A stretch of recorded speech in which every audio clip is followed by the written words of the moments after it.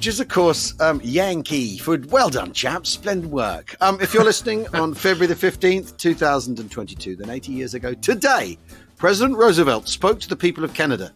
Yours are the achievements of a great nation, he said. They require no praise from me, but they get that praise from me nevertheless. I understate the case when I say that we, in this country, contemplating what you have done and the spirit in which you have done it, are proud to be your neighbours. Also on that day, the Japanese won the Battle of Singapore and began an occupation which would last until the 12th of September 1945. So, picking up Canada. I love the Roosevelt, the patrician Roosevelt. This will go down as a day of infamy. It's kind of sort of what we'd now call sort of slightly mid-Atlantic, wouldn't we? Yes, yeah, it's sort of modulated and patrician, isn't it? Anyway, hi James. Well, welcome to We Have Ways of Making You Talk. Good weekend. Yeah, great. Yeah, good weekend. Yes, I've been doing a lot of reading, of different and a bit of writing, and working on a white scout car as well. I've been making a model of that to go with the. Have you? Yeah, to go with the Lloyd carrier. Yeah, which is going to be done up in the Inns of Court regimental livery, who were part of Nice. who are the recce unit in 11th Armoured, I think, if I remember rightly. Very good. Well, yeah. Stanley Christopherson was Inns of Court before he. There you go. Before he left to join the Sherwood Rangers. Join the Sherwood Rangers. Yeah. There we go. Anyway, how are you, James? Good weekend. Yeah, it was a bit soggy yesterday. I went up to see Marcus was hard at work on the Lloyd carrier. He's got one. You know that kind of rusting hulk, which is what we bought. Well, he's taken off one of the kind of suspension bogies, and underneath it, it's just shiny steel. With really? Sort of slick of oil on it. Yeah, it's amazing. So you can sort of... He says there's not much to be used from the chassis, but there's various bits, the differentials and the axes and all the rest of it. He thinks are absolutely fine. Really? He's making quite good progress. That's very good. It's got the same bogies as the it's the Horseman suspension units, isn't it? It's the same as the carrier, the standard Bren carrier. I mean, they make 100,000 Bren carriers made and the 22,000 Lloyd carriers. There's an awful lot of these carriers. These buggies bugging about, aren't there? Well, it also suggests that it was a pretty effective tool, doesn't it? Yep. I mean, you don't build 125,000 of them if they're rubbish and not doing what they say on the tin. I mean, I suppose if you wanted to, and I was interested by all the different all the different roles for these things as sort of flank reconnaissance as well. Which I thought was really interesting, and obviously a machine gun platform, and obviously ammunition, 26-pounder and 26-pounder, blah blah blah blah. So there's a lot, isn't there? There's a lot going on, really. Yeah. So anyway, it's really exciting. So he's off. He was going to go see Tobin Jones yesterday. Who obviously for those listeners who don't know, Tobin is our kind of sort of go-to person on all British kit, and he brings in all the vehicles and orchestrates all that for Warfest. And he's tickets on very sale near now. to completing a Lloyd carrier. Tickets on sale now, day and full weekend. TNC supply. But so he's off to see him on Friday, and I might go up with him. I'm not sure, but I might do just because it'd be quite nice to see what a Lloyd carrier looks like. Brand new. Yeah. But he's making progress, so that's all good. That's great. But it was a bit soggy up there, has to be said. And this morning, because we record this Monday for Tuesday, you announced on Twitter that so you've made your mind up about your next book. Because I'm going to say there's been some dithering and prevarication, James. I'm not. I know, but I've finally gripped the situation. Good. There will be no withdrawals and no reversals. I'm now going forward to do casino, and your point about kind of sort of constantly kind of starting and then going back and do the backstory is sort of ringing in my ears. So I think I might just say sod it and just do it Salerno to the fall of Rome. Yeah, sounds. And then you don't have to do a backstory because I've done it. Yeah, well, you did it because otherwise you start in January 1944, don't you? And then you go, the reason they're here was because on the 8th of September or 1st of September or whatever, 1943, and you don't like that, and I'm listening to you. So I'm going in, but I'm very keen. If anyone's got any, I think one of the lessons I suppose from doing Brothers in Arms was just that. I mean, it's not like I hadn't realised it before, but it really struck home with me. I think was the value of diaries and letters, documents that were that recount personal experiences, but were written on the day at the time. Yeah, so if anyone's got any family diaries or letters or stories, or unpublished memoirs or anything like that, then a comedian I know, all is. A comedian I know replied already. Pierre Novelli said, grandfather was an officer in the Royal Engineers, won the MC there. Can find the citation on the pics of the thing itself if of interest, he says. Well, yeah, absolutely. It's all of interest. It's all of interest, isn't it? Yeah. But so I'm doing sort of soft research at the moment. Well, because you need to cast it, don't you? That's how you write your book, don't you, James? You sort of cast it with sort of 20 people, who are your main protagonists. Yes, that's the way. And then they're your kind of sort of your skeleton is the events and the kind of chronology of events. And then your cast list is how you kind of build up the kind of muscle and fat around that skeleton. Yeah. And sort of build on it and the human drama of it.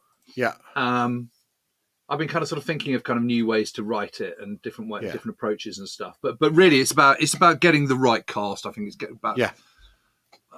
So anyway, I've been looking at that. I've been looking on the Imperial War Museum. I've been looking at sort of early material that I had, because I have touched on the fall of Rome in Italy's Sorrow, but I'm going to use completely different people. I'm not going to write the same thing again. Yeah, and obviously that was a long time ago, and kind of thoughts have changed and stuff. So So I'm really pumped for it. But it's going to be a lot of Alex in there, isn't it? Yeah, a bit of Alex. Because for those that are new to the podcast, and again, there's always someone every weekend who goes, "I've just discovered this. I now have a lot of listening to do." We never hear from them again, though. Obviously, no, that's true. They're a one listen wonder. but as I said, if people are new to this, you are an enormous fan of Alexander, aren't you? So yeah, no, I am, and I am actually. Some years ago, I was commissioned to write the authorised biography of him. So I have still got that kind of hovering in the background. Yeah. And I'm very lucky because I got because Adam Nicholson, who's a brilliant, superb writer and someone I know a little bit. I also knew Nigel Nicholson, his father, who of course is the son of Harold Nicholson and Vita Sackville-West. Yeah. And Nigel Nicholson was out in North Africa and in Italy, and later wrote a biography of Alexander. Oh, really? Which he published, I think, in 1970, so just after Alex died. And he went around interviewing loads and loads and loads of people, most of his research never, ever found it into the book. Right. And Adam has given me the whole lot. Was he the admirer of Alexander's? Yes, he was. He was a critical admirer. But the book is sort of, it's of its time, and it's sort of short of quite a lot of things. Anyway, there's just an absolute stack of material with interviews with people that knew Alex. Great. Of people he interviewed that he never really used. Yeah. And I've now got it all. So that's terrific, isn't it? And Alex's sons, Shane and Brian, Shane is the current Earl, have also been incredibly helpful. There's huge photo albums, and I've got loads of letters and stuff like that. So there's quite a lot of material. But I didn't have that when I was doing Italy Sorrow. So that'll be interesting. But how are you getting on with yours? Because you must be nearly done. I'm nearly done. I'm writing about Bradley and the GI Army, because if he's the GI general, then who's the GI? Is the question. Yeah. And also, he very much strikes me as the GI general. He's, of all the generals, he was a big admirer of Stilwell's. He really rated Stilwell extremely highly, Bradley. Well, I think Stilwell was an exceptionally good general. I think Stilwell was a very good. I think Stilwell was a brilliant trainer of men. We've talked about that whatever that means when people say that. But yes, he was a brilliant trainer of men. But I think also when he was a sort of young guy coming through, showed incredible potential and was just better at it than everybody else. And so he's got all this. There's a big sort of bloom of admiration around Stilwell, and especially during the massive expansion, which starts with Marshall's appointment on the 1st of September 39, and Roosevelt calls him Marshall, and Marshall says, "You're gonna have to take it unvarnished from me. I'm not going to laugh at your jokes, and and he won't let him call him by his first name and all this sort of stuff. He's got to call him General Marshall." It's really, really interesting. Yeah. And Bradley describes Marshall as austere and prudish, and but basically he's this sort of Spartan, closed-off general. But you see all these characters emerging during that time in the War Department where they're trying, and the Secretary of State for War, the American Secretary of State for War, doesn't want to expand the army, and they're doing it anyway, and they're sort of siphoning money off from here, and it's absolutely fascinating. But I want to know, so I'm writing about who's the GI, because Bradley is the GI general in the sort of way that he's kind of general issue. He's not got much flair. He's not a big personality. He doesn't drink. He doesn't smoke. He makes a virtue of being ordinary. Yeah. He wears his spectacles. Then they wear that long Mac, and he looks like, if he didn't have his helmet on, he'd look like a bloke on his commute. He'd look like someone on the Staten Island ferry in the rain. He's very understated, isn't he? And it's interesting, isn't it? Because you know the biggest characters of all, Patton's got his look. MacArthur's got his look. He's got his field marshal cap and his aviator shades and corncob pipe. So it's a really sort of studied look. Even Alex has got a touch of the dandy about him. Oh, he's a guardsman. It's inevitable. Yeah, but I know, and he's aristocratic and all the rest of it. Yeah. But Bradley, you're right. He hasn't. He's just very straight. But he's a good diplomat. Bradley, but I think I think he's so much. The kind of general Marshall really wants. Actually, in the end. I think he's so much Marshall's man, and what you read about Marshall, you can apply to. I think you can apply an awful lot to Bradley. Brad's got a bit more of the common touch, but they're very, and it's the CCC, which is so important. And I think what's so interesting about the CCC is because you've got the bonus marches in 32 and 33. Just explain what the CCC is. This is part of this is Roosevelt's civilian. It's a conservation organisation. It's a civilian conservation corps. And the idea is it does infrastructure, land, dams, forestry, clearance, fire relief, emergency relief, and all that sort of stuff. It's physical manual labour. You're paid $30 a week, and you have to send 25 home. And it's for men between 17 and 25, and then it gets opened out. But we'll get to why. But basically, what happens is the American government breaks trust with veterans. It's such an interesting moment when the Depression comes. The Hoover government offers soldiers a bond, a bonus bond that can be. They're not going to get paid now. They'll be paid in 1945, and I think the choice of the year is sort of deliciously ironic. But basically, if you're a veteran, you're being left hang out to dry because the government says it's run out of money. They march on Washington and Patton takes in tanks and cavalry to break up the bonus marcher camp, right? Under MacArthur's orders, right? Because MacArthur is currently the chief of staff of the army. MacArthur's chief of staff at the time, and the veterans all think, oh, here comes the army to show support. And then they tear gas the bonus marcher crowd in Washington, and set the cavalry on them and force them out of their camp at bayonet and tear gas point, right? And you just sort of think, if a government could fuck things up more reliably with the fathers of the sons it's going to need to recruit in the event of an emergency, this is it. It's the most. I think.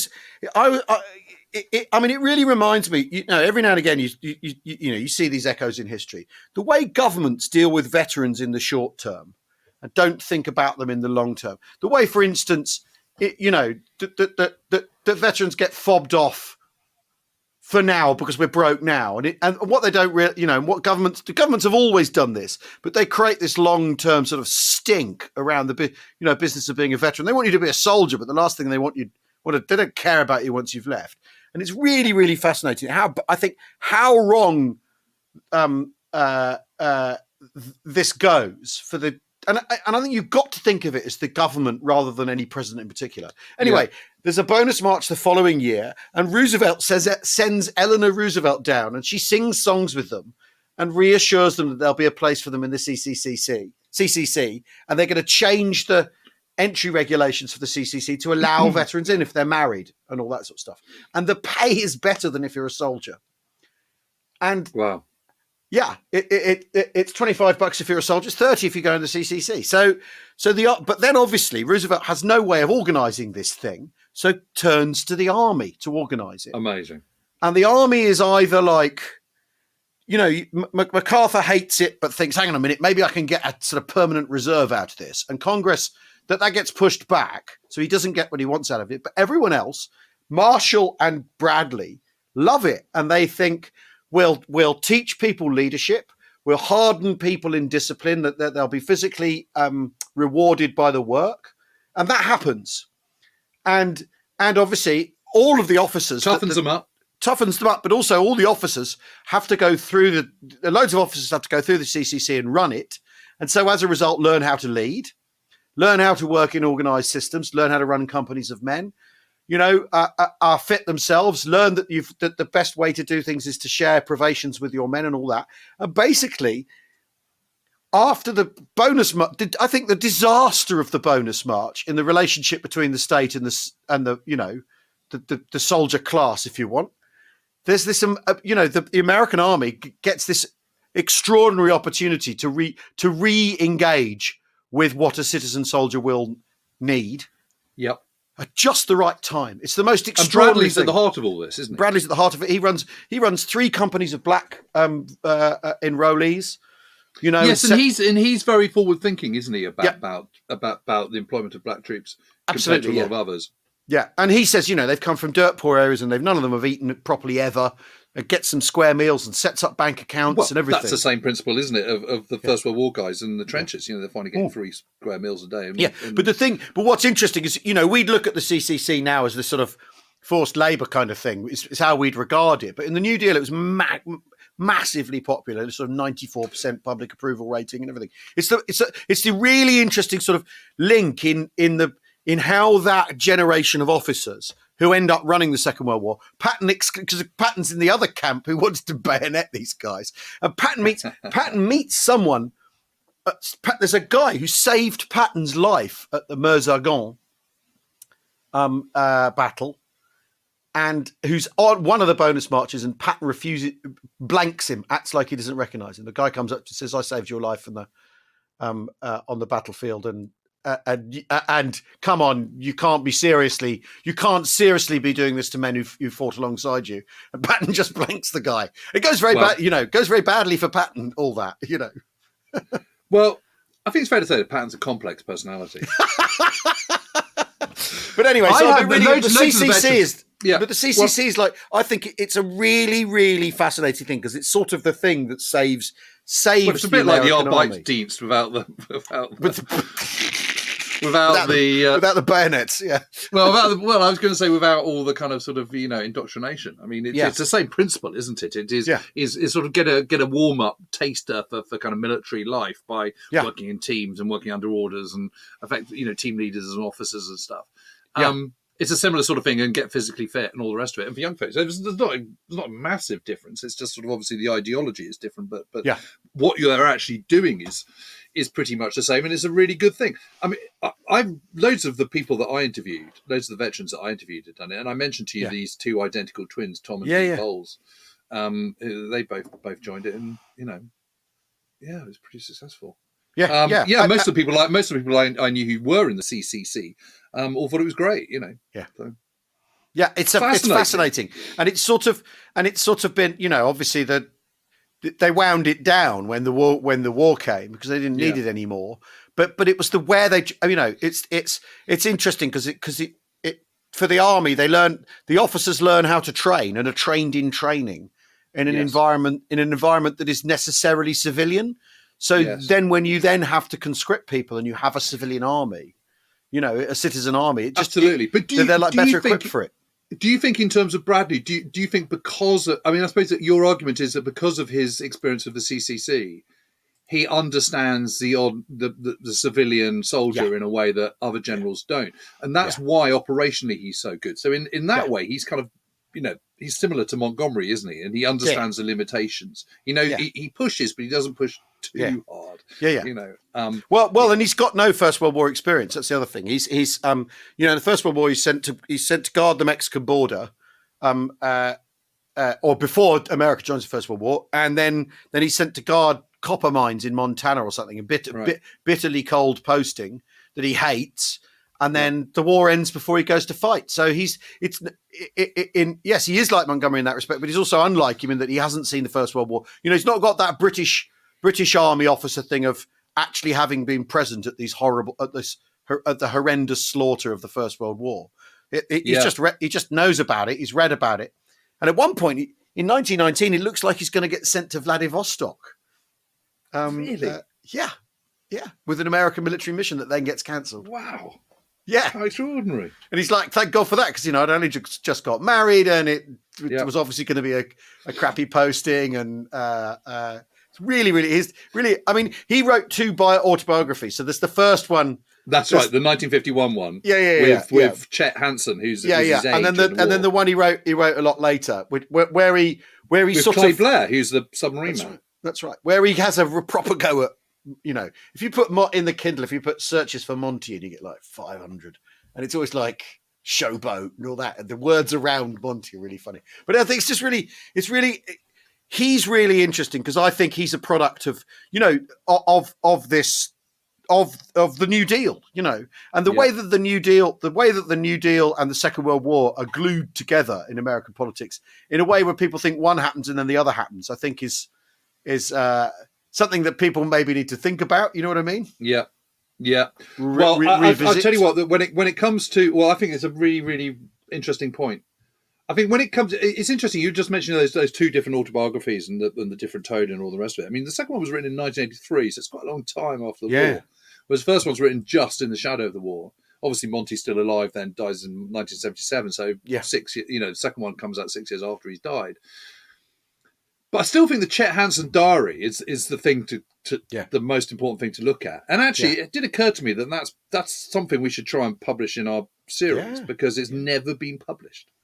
My God. And it just sits there, and it's absolutely amazing. Yeah. And what you're getting again is what I was going back to right at the very beginning of our chat, which is, you get that immediacy. He does criticize Monty when there's some times in Normandy where Montgomery is so rude. It's just embarrassing about how scathing he is and rude and just sort of not minding his manners and just saying sort of crass things. You can't help but sort of cringe. Yeah. And you get that then. And I'm sort of a bit suspicious of the 2 autobiographies, because I kind of think, Well, you have to be. You have to be, don't you? Of course you do. Yeah. But I think the Chet Hansen insight onto Bradley, which was recorded day by day, I think is probably your most accurate picture. Yeah. But he's a likable chap, isn't he, Bradley? You can't. I like him, although I do find that sort of, he's a bit headmastery. He could be cussed as well. Yeah. I mean, it's very interesting. Dirt poor.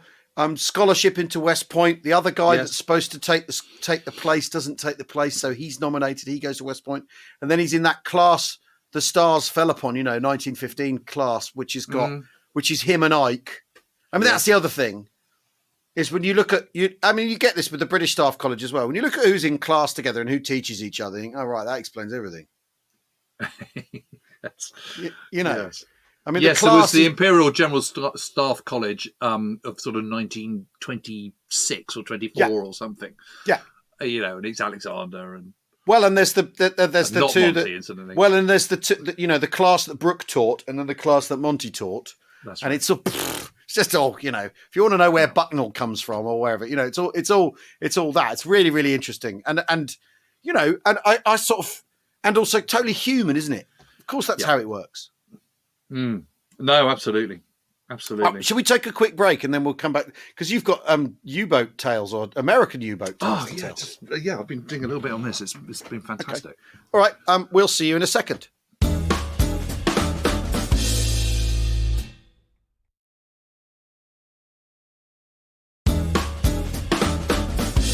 Welcome back to We Have Ways of Making You Talk with me, Al Murray, and James Holland. And right, I wanted to talk about the Battle of Breville as well, but we'll save that for another time because. Well, let's do that next week. Yeah, because of the family story at the weekend. There was a guy who was in 13th Lancashire Parachute. Well, let's do that. Let's talk about that, and we can talk about. No. Let's talk about these American because you're busting to talk about these American U-boats. Go on. Well, it's just. I was sort of, there was I don't know, sometime last year, didn't it? We did a tour. We were like, can you believe how many Japanese troops were killed by US submarines? And why don't we know about this? Is it a whole army? It's 197,000 troops. Yeah.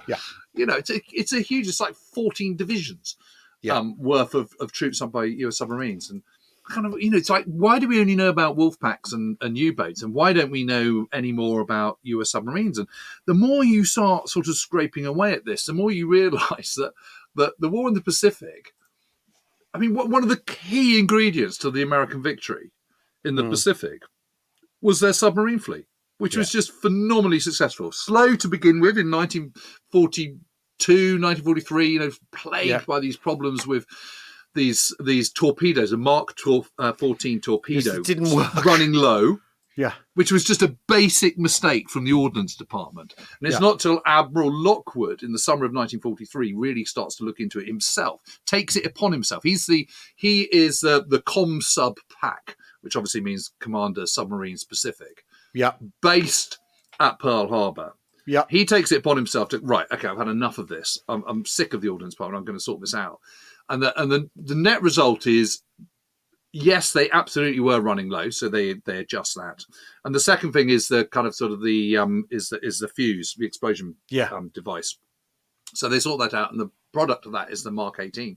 And out of that comes, absolutely phenomenal success at the end of 1943 and into 1944. But while I was sort of reading around about this and reading my massive book, Submarine Operations, my outsized book, which is, for a book that looks so impenetrable, is actually incredibly well written and really entertainingly written. And also I've been looking at Ian Toll's book, the third in his trilogy, and just sort of reading into it. There's these two submarines, like there always are, aren't there? It's like sort of Gunter Preen and with the U-boats, or I don't know, or Wanklin on the Upholder or whatever. There's always some that just kind of just come out and sort of smack you in the face with the outrageousness of what they do and the kind of larger than lifeness of the commanders. So I've come across this submarine, which is a Gato class sub. The interesting about the Gato class, the American submarines, is that they just seem a bit better than the Sevens and of the U-boats have. So they can do 11,000 nautical miles, which is a huge amount. Wow. 21 knots on the surface, which is, that's a kind of quarter again faster than a Mark 7 U-boat. And it's pretty 9 respectable, submerged. Isn't it? Yeah, because, I think submerged, a Mark 7 could do like 3 or 4 miles an hour. Not much more than that. So 9 is quite good submerged. And 21 is swift. So they're pretty good. They've got a 3-inch gun on the forward deck. They've got a 20mm kind of Oerlikon as well. They're pretty well armed.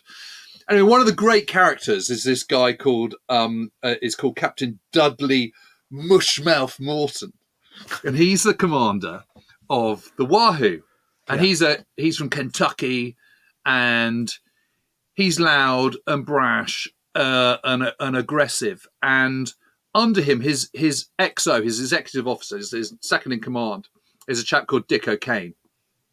And Dick O'Kane is sort of a bit more kind of reserved, not quite so in your face, but they're an amazing double act. Absolutely incredible double act. And Morton, who is a lifelong naval guy, so he's been sort of ploughing the world's seas in the Pacific in the 1930s, and is now this sort of ace, becoming this ace submarine commander. He's operating in 1943, so with the Dud torpedoes, which makes what he subsequently then achieves even more remarkable. And he's also utterly ruthless. But what he decides is that actually the best way to destroy ships is to do it on the surface. Be on the surface and at night, which is, I guess fairly obvious, and that's pretty much what the U-boats do as well in the Atlantic. But he also decides that he's going to create his XO, Dick O'Kane, is going to be the co-approach officer. And so the two of them are going to control the sub when they're attacking. So O'Kane, his job is to be on the periscope, which is traditionally the skipper's job. Looking through the crosshairs, relaying back his own estimates. While Morton is sat beside him, reading all the data that's coming in from the kind of primitive computers and ASDICs and all the rest of it. And then together, with the information that O'Kane is passing back to him from visually, and his own computing from the data he's been given by his, other people, radio operators and all the rest of it, and ASDIC operators, he then makes a decision about when to attack and at what range and all the rest of it. How's he come to doing it that way? Well, his point is that it means that otherwise he's got too much information that he's trying to process at the same time. He's trying to concentrate on what he's seeing and absorb the information. And listen to what he's being told. Yeah. Whereas this way, he can just listen to what he's being told. He doesn't have to look at anything. Yeah. And as you will know, when you're looking at something, that is your focus. It's the point that you can almost not hear other things that are going on because you're looking at it. Yeah. So that takes out that, and suddenly he becomes much, much more successful. Anyway, Lockwood and the Navy's press people decide that the silent service has kind of not had enough flag waving and has not had enough kind of press on it. So decides that they're going to be their poster boys. Yeah. So they arrive back from their kind of third patrol on the 3rd of February, 1943, into Pearl Harbor. And at the foredeck, they've got a reverse broom stuck in the foredeck. Yeah. Attached to the periscope, there's a big long banner saying "Shoot the sons of bitches," and they come and there's a band on the side of the of the pier at kind of at the submarine base, and they all get out and kind of Morton swaggers out, and all the press are allowed, all the newsmen are allowed on board, which is it's normally a top secret thing. You're not allowed into the submarine, and they all go in there, and Morton's kind of sort of giving it all the kind of lip, and suddenly he's like the number one guy, and it's a bit like the the Germans kind of sort of bigging up their aces and stuff. Yeah, you have to be careful what you do, because that's great while he's alive, but what happens when he comes a cropper? Anyway, he doesn't come a cropper he doesn't come a cropper immediately, and they then go off, and I suppose sort of you get the sense that kind of sort of boosted by the sudden celebrity and by his own self-confidence, he says to Lockwood, can you let me go into the kind of South China Sea and the Yellow Sea, which is sort of between Korea and China and is kind of and Asia, and it's sort of just off the coast of Japan, and it's this sort of big bulbous kind of sea that sort of hangs between the main part of I suppose it's more like Vietnam, isn't it, and the Korean Peninsula. And Lockwood goes, all right, go for it. So they go in there on the fourth patrol, and really, really start sinking huge numbers. Really? I mean, they managed to sink 9 on that patrol, even when a third of their torpedoes are duds. God. And Morton's thing is that if he sinks a ship and they're getting into lifeboats, he then runs over the lifeboats and shoots them all up and kills everyone. Oh, right. Oh, okay. Because he doesn't want anyone knowing about them. Doesn't want to know that they're there. So he just wants them to just disappear in the middle of the night. Yeah, yeah. So he doesn't want any survivors. Yeah. And that's his thing. He's absolutely brutal. So he comes back having sunk 9, and then on the 5th patrol he gets another 3. And at this point, O'Kane leaves. Right. So it's a bit like Tubby Crawford leaving the Upholder. Yeah. In the nick of time and getting promoted. This is what happens to Dick O'Kane, and he's been given a new Baleo class sub, which is known as a Tang. Yeah. So he's out of action for the next week because he's kind of training up and working up and doing sea exercises and all that kind of stuff. So they set out. So Wahoo sets out for sail on its 6th patrol on the 21st of July, and this time they're heading for the Sea of Japan. Right. And between the Korean Peninsula and the Sea of and Japan, the southern islands of Japan, it's a series of very, very narrow straits. Yeah. But it's not the narrow straits that really that is an issue. But what's really the issue is the depth of the sea there. Yeah. Which is incredibly low. So the problem is that if you get spotted, you're in big trouble because you can't do a deep dive. Yeah. So you obviously need to try and sort of get through at night as much as you possibly can. Yeah. Anyway, they get through and they're absolutely plagued, but having taken these huge risks to get into the Sea of Japan, they're plagued with even more duds and everything.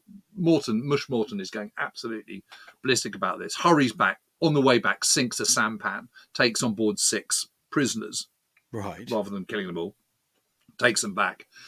And apparently they all get on incredibly well, chatting away to these Japanese prisoners, and the Japanese prisoners pitch in with the menial jobs on board and all the rest of it. And they get back to Pearl Harbor, and this time they're given 80 the new Mark 18 torpedoes. Right. Torpex in the end, create a massive bang, all the rest of it. Yeah. And off they go for their 7th patrol on the 10th of September. Yeah. And just as they're leaving, he's doing this interview with the press. Mush Morton is.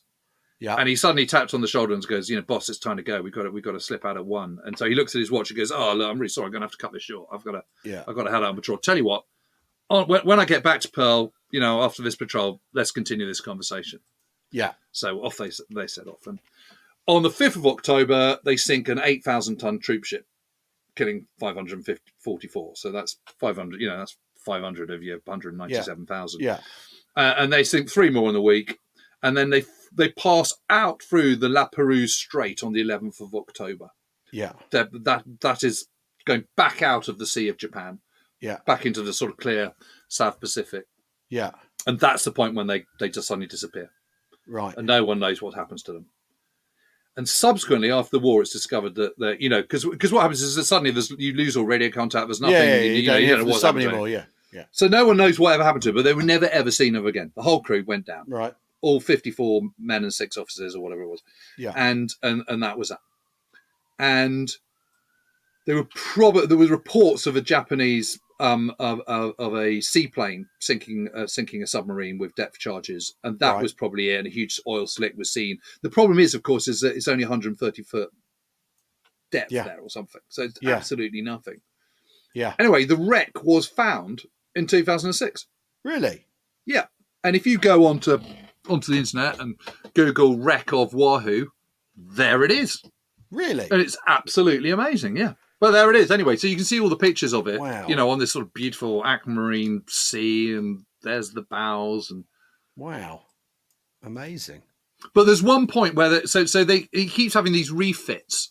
Yeah. And before I think he goes out on his 5th patrol or 6th patrol, I can't remember which one it is. They get a 4-inch gun put on the front, as well as a 30 millimeter cannon and a 20 millimeter. They've got the 20 millimeter Oerlikon, but they've also got a 30 millimeter. No, they've got a 30 millimeter Oerlikon and a 20 millimeter Bofors, right, and a 4-inch gun. And there's one point where they blast this ship to pieces, and the planking on the forward deck of the thing starts to be ripped up from the recoil of this 4-inch gun. It's just a bit too big for the Gato class. Overcooked it. My God, they slightly overcooked it.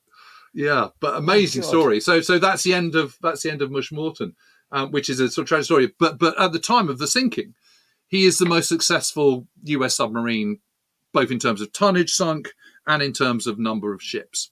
There was absolutely no one. I mean, one to touch him. How many submarines do the Americans lose? How successful are the Japanese submarine countermeasures? I mean, not very, by the sound of it. No, not very. They do have lots of countermeasures. They have radar and ASDIC and and all the rest of it, and weapons and so on and so forth. The problem they've got is that by 1944, suddenly the US submarines are so much more effective, which is why Wahoo and Mush Morton in 1943, when there are fewer numbers, the Japanese aren't as defeated, their torpedoes aren't effective. Why Mush Morton is so completely exceptional and a pioneer in terms of submarine tactics, particularly. Yeah. Because all this stuff is being fed back. It's like all these things that, it's a very tight community. So you go back to Pearl Harbor, know absolutely everybody, all the other commanders. Yeah. Yeah. And it's much more, with a smaller force, it's much more easier to kind of sort of disseminate what you're learning than it is massive armies spread across continents. Yeah. So he's a real pioneer. But by 1944, of course, the Japanese are kind of stretched in absolutely every which way. They haven't got enough fuel, they haven't got everything. The noose is absolutely tightening in around them. All their supply lines are being cut. Yeah, every single everything from your kind of oil being brought up from and coal being brought up from Borneo to to absolutely everything. Well, and you've spread yourself thin, you've spread yourself thin before, because of the vast all over. Expanse of all those things. So, but it is Tang who kind of takes over and ultimately overtakes Wahoo, and Tang, of course, is the Baleo class submarine commanded by Dick O'Kane, who was Mush Morton's executive officer. For the first few and he is another kind of very, very aggressive commander and just unbelievably successful. Sinks 5 ships on his first patrol. Only cut short to go and rescue some sailors, which he does, US sailors, so he gets kind of massive brownie points for that. Into the East China Sea on the 3rd and 4th patrols. And on the 24th of June, 1944, near Nagasaki, he sinks 4 ships with a 6 torpedo spread, with a combined tonnage of 16,000 tons. And this is the single most lethal salvo of the entire war. God. Yeah. God. Yeah. So what happens is he thinks he's only hit 2, but actually the other 2 have got a bit wide and sunk another 2. That is amazing. So out of the 6 salvo, 4 hit their targets. It's absolutely amazing. God almighty. And then on a subsequent patrol in the autumn or the fall of 1944. So on the 23rd of October, they're attacking some ships, and the 2 ships come towards him. Yeah. And he managed to squeak through between the 2 of them, and they both collide and sink. I mean, it's just absolutely nerves of steel, because it's a surface attack. Yeah. But the following day, he fires a torpedo, and it circles back and hits him. Yes, he's sunk by his own torpedo, isn't he? He's sunk by his own torpedo. Yeah. And only 10 of the crew survive, of which O'Kane is one, and he does actually manage to survive captivity. But I just thought, I don't know, just 2 great stories. I mean, that's incredible. Yeah, absolutely amazing. Absolutely amazing. And I find it so interesting. And I've actually been searching around for a couple of memoirs and stuff, and I've found them. They absolutely do exist. And I've just ordered up a book called Submarine! Exclamation mark. Exclamation. Has it got an exclamation mark? Exclamation mark, yeah. That's which I think I think as well. But I think in that I think it's interesting, isn't it? Because there's so many similarities between, the characters of, Teddy Surin, for example, one of the great legendary U-boat commanders. Yeah. And again, another kind of sort of larger than life character. You can see that submarine arm has its own special, unique kind of fellowship, doesn't it? But it really shows, doesn't it, though, how effective a weapon it is, and how and how vulnerable really you are to submarine warfare, and how good submarines, because they've got to be a good bit of kit as well. Good submarines, well handled, you can pretty much bring the other side to its knees, especially. After all, Germany is never brought to its knees by submarines because it's not a maritime power, But if you're dealing with an opponent that, the more you think about the Japanese war effort, how thin spread it is. It's like the British trying to run a war with, against another, because after all, the Americans are a maritime power, so that's where the actual collision is occurring. It's between two maritime powers, isn't it? In a way that the Battle of the Atlantic isn't that at all. So the Germans aren't really a maritime power. All they've got is the U-boat thing, and that's all they need to do as well. But it's as if the British were defending, Florida and you know what I mean? Yeah. And the Falklands, and and having to ship to there and backwards and forwards against Georgia. against the Americans, that if it were 2 naval powers, then you'd go all out for submarines, wouldn't you? Because that's actually where you can really hurt the other side. And I think it's really interesting as well that we talked about this before, and there are evacuating troop ships that are sunk, like the Lancastria, but there are none of the troop ships bringing men from the US sunk, are they?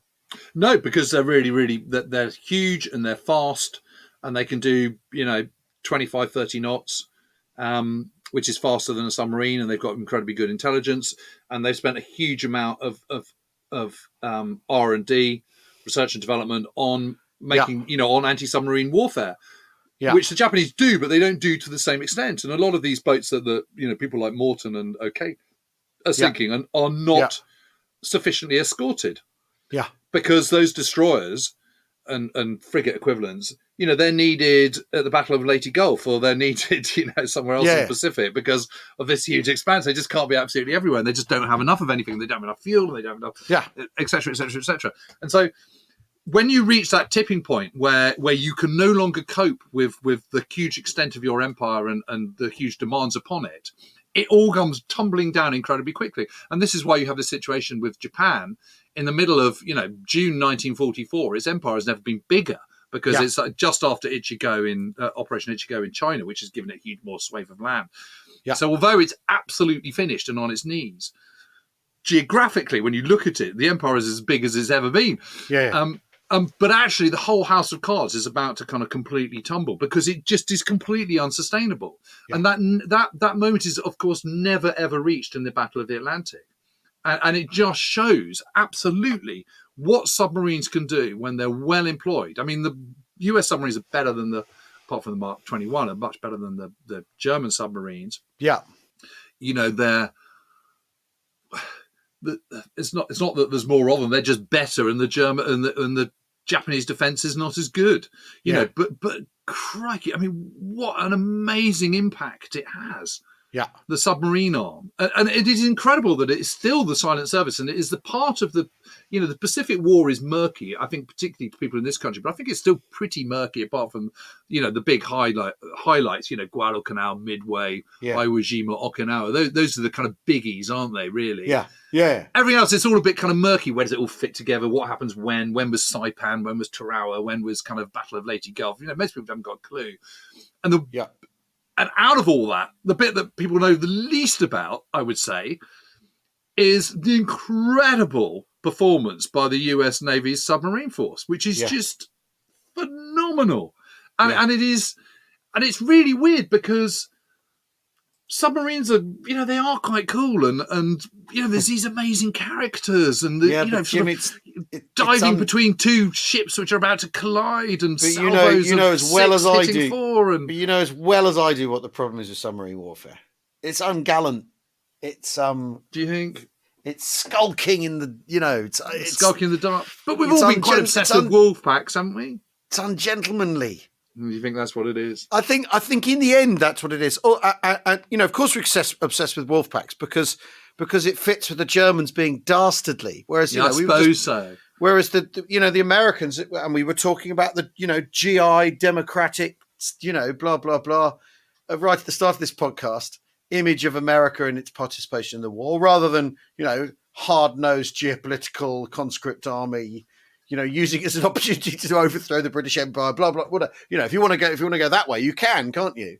Yeah. We don't like to look at it like that, do we? Yeah, maybe not. Well, I don't know. I just felt it was a massive. It's been a huge hole in my knowledge, and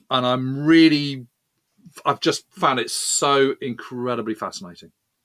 Well, good. Well, we'll talk about the Battle of Breville next week. Yeah. We'll definitely get onto that. We'll give that proper attention. The blow-by-blow account from 1972, this Drop Zone Normandy, is really, really amazing. What happens to Lord Normandy? Because it's what's happened.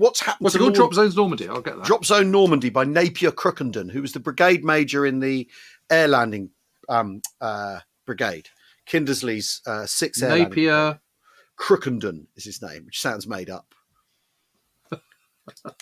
Lord Lovat, because it's after all, it's what then happens to Lord Lovat is going in to watch the attack on Breville with Brigadier Kindersley, and they're shelled at their O group, probably because they've got a big wireless aerial sticking up and they've drawn attention to themselves. They're both injured. Lovat instructs his chaplain to give Kindersley the last rites. Kindersley says, "No, thanks. Actually, I'm a Protestant. I don't want the last rites. I'm not a Catholic." And anyway, I'm not dead. Yeah. so they get put on a jeep, sent to the regimental aid post. The surgeon there says, "I can't do it," because Kindersley's leg's really badly mangled. He goes, "I can't do this. If you want me to save your leg, don't give this to me to do. I'm too hard pressed." So they're driven to the beach to Sword and left there on a jeep. Just the driver buggers off, leaves them there. And Lovat is, the story is that Lovat's going, "Get me to an American hospital. They're more likely to have penicillin." So that's how Lord Lover exits the Normandy battle. So, because after all, we concentrate so much on what happens with those two brigades on D-Day, Special Service Brigade and 6th Airborne Division, and the battle that follows doesn't get talked about very much.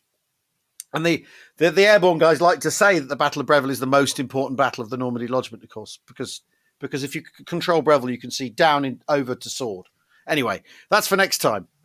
Well, I've got to say, I'm up at talking of Paris, up at the yard at the weekend. I saw my mate Kev, and Kev said, "Oh, I've got this old jacket, wartime jacket. This paratrooper gave it to me. I can't remember what his name was, but anyway, he gave it to me, and it's just hung up there for ages. And he hands over this Denison smock. It's 1954, so it's the Colonel's era. Yes, wonderful. This is fantastic. Yeah. Oh, brilliant. Anyway, it's absolutely covered in oil and sort of muck and grime. It's sort of stiff with grime. So I thought, okay, well, it looks like a really nice original piece. So this will be great. I'll put it in the wash. So I put it on. Literally disintegrated. Oh no! Yeah, I've just bought on eBay a repro. Yeah. To try and patch it up with, so I'm going to try and get it patched up, but because it's just too good to kind of. On the subject of patching up, on Thursday we have the first of what may be a lengthy series of podcasts. Oh, yes, of our attempt to restore a Second World War Lloyd carrier. There you go. That was a link, wasn't it? Yeah, kind of foolhardy venture. Men of a certain age undertake. I told my nephew about this the weekend. He was like, "What? You bought?" I told him we bought a tank. I stretched things a little. And a reminder, a tankette. A tankette. You can get tickets for Warfest Spy, our summer festival of tanks, talks, and tankards. Go to wehavewayspod.com/festival. That's it for today. Thanks very much for listening. We'll see you all again soon. Bye for now. Cheerio.